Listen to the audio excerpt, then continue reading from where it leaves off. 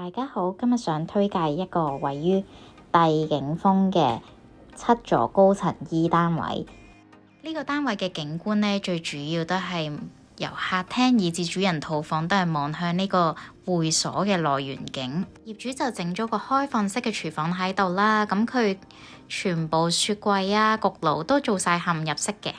廚房隔離個隱藏門一推開就入到嚟呢個走廊位置啦。左邊同埋最盡頭嗰間呢，就係主人套房嚟嘅，右手邊呢一度呢，就係工人房。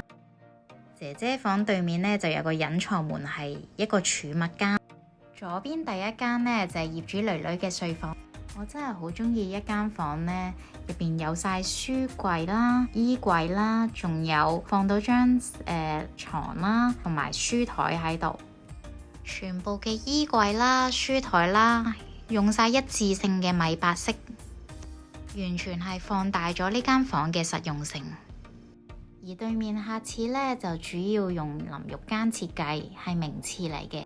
我哋可以從淋浴間後面呢一排櫃呢，就可以知道業主將呢個單位嘅儲物空間發揮到淋漓盡致啊！最後我哋就參觀埋個主人套房啦。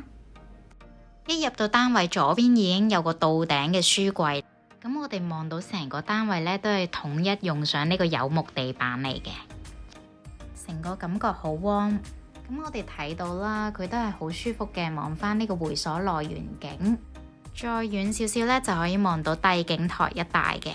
咁運用咗窗台嘅位置，做咗一張書台喺度，咁就唔會浪費咗。咁業主呢，就喺呢面牆呢，做咗個3門到頂衣櫃，咁係趟門設計嘅，唔會浪費位置啦。今日介紹嘅呢個單位呢，實用面積有962尺，2房1套加工人房加儲物室。如果有興趣就約我睇樓啦，我哋下次再見，拜拜。